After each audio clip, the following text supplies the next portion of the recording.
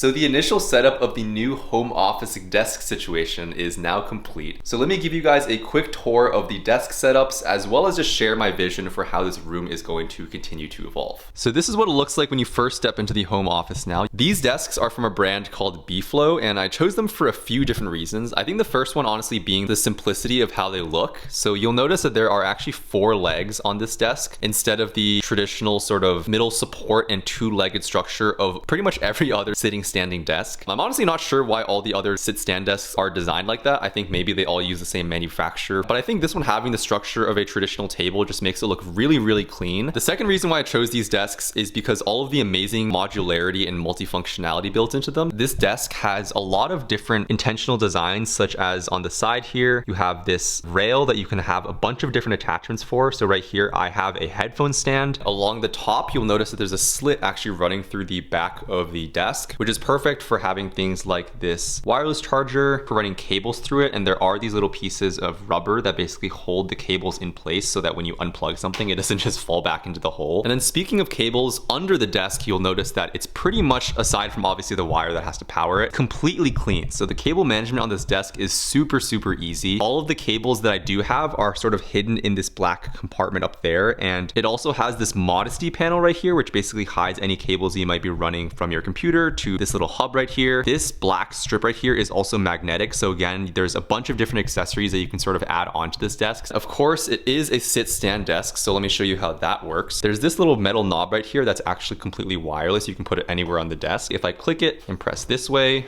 the desk will now start rising up. There's also a phone app that lets me control and set presets for the height, as well as control an LED strip that's behind the desk. Quickly running through what's actually on top of the desk setup. So over on my side, I still have the same keyboard and mouse, as well as mouse pad, the same speakers that I'm using, but you will notice there's actually no monitor anymore. That monitor was actually, I think, 8 or 9 years old, and so the connectivity issues I was having were just really driving me nuts. So I am getting a new monitor, and I am also getting a new monitor stand, which is, again, modular and compatible perfectly with this particular desk. In between the two desks, I have this wall-mounted lamp which can swivel to either my side or to my girlfriend's side. Really love this piece, as well as how height adjustable it is. So if we ever do want to use the desk standing up, the lamp sort of follows us. On my girlfriend's side, I guess maybe I should let her do the tour of this, but keyboard and mouse, cute little cat mouse pad, some plants, some little Smiskies and other little toys. And then we also share this drawer on the side that has a bunch of paperwork and other filing things that we need. Under right here, there's also a trash can that we both share. And yeah, that's pretty much it. It's just such a dream to be able to have an office setup that's separate from my bedroom and separate from my living room that both of us can use at the same time. In terms of the rest of the room, nothing has actually changed that much. I mentioned this earlier, but actually pretty soon I'm getting a sort of lounge seating area set up over here. So I was thinking basically 2 sort of armchairs with a table in between it. And then maybe I'll end up moving this storage to where this bench is and finding some other place for that. Whenever I'm working, one of my biggest temptations when I'm taking a break is just to go like lay on my bed or go to the living room. So I think having a seating setup in here and just being able to take a break from the desks over here will be really helpful, and I think just add a lot to the space. And you probably also noticed, but there's this very gray rug that came from my last apartment that's number 1, too small, and number 2, just way too cold and gray for this space. So I am also getting another rug to replace this one that I think will really tie warm theme of this entire room together really well.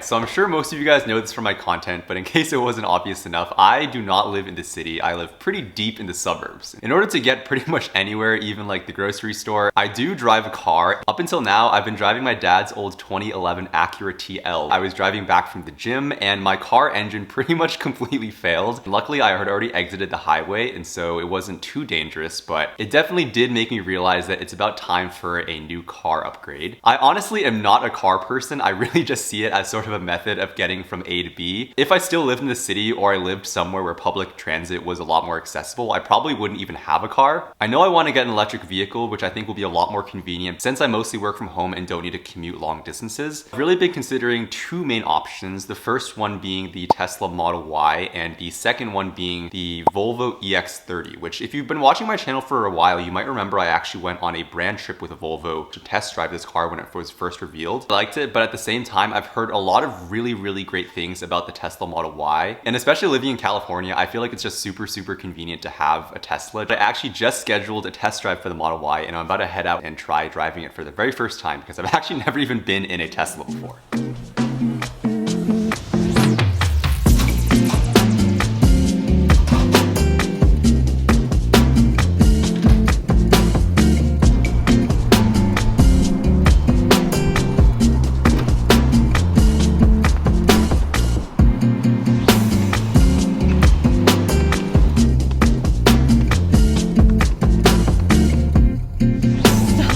The auto braking is really weird.